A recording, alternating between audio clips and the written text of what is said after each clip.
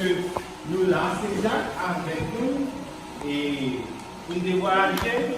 Bon, je t'ai fait parce qu'il y a Corona, nous avons parlé de Corona, mais Corona c'est tellement mal qui fait que nous ne pouvons pas venir l'année dernière.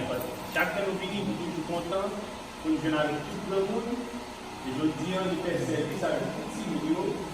Et nous pensons que ça a son plaisir pour nous-mêmes, de faire que nous là, nous n'avons pas avec nous. Et son grâce et tout, pour nous capables de venir là, pour nous faire du gloire ensemble. Le bon Dieu, quand il va le faire, il va le faire avec nous. Nous voulons que chaque là, comme si nous comprenions que c'est nous-mêmes qui allons venir futur de l'Esprit de Dieu.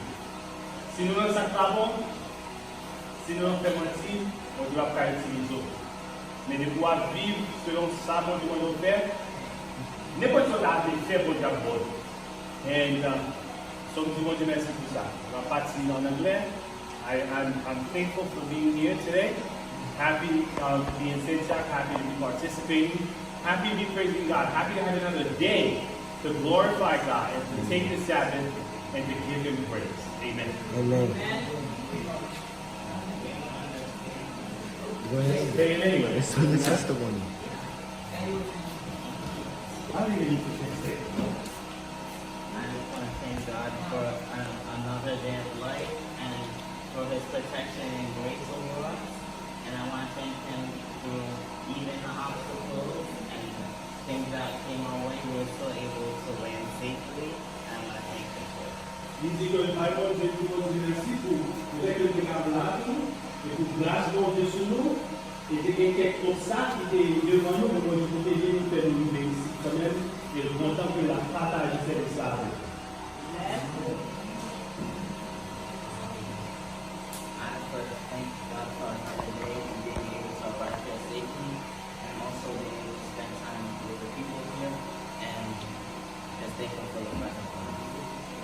Et la dernière chose que nous remercions pour Dieu, grâce à Dieu, et le fait que nous protégeons, nous devons là en bien, et pour capable partager ça avec nous, et le fait que nous baillons souffle pour nous décaler des matins. I want to thank God for everything that He's done. He also protected us. We're here for something special. We're here for something that we don't even have yet to see. Just wait and be patient. And once in the time that we're going to be spending here, God is going to be using us for great things. C'est comme ça que le Bible de gloire, et pour nous capables d'apprendre de patience à mon Dieu. Parce que mon Dieu lui-même, il est malgré que le mettre avec nous pour apprendre, il est patient, il est capable d'utiliser. Amen. Esse bom dia merci porque de 1944 a julho, 1944 foi isso aqui no Brasil. A nessa de 1944, do fevereiro de 1944, a julho vamos conseguir lá na sua vida. Os residentes do saem descer do corpo original de graduação que estava perdendo e diz a leitura. Amém.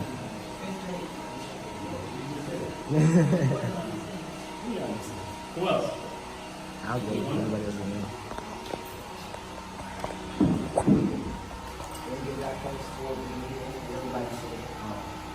It's a blessing. You know, the other day I was reflecting on how far we've already gone and how far we're going to come.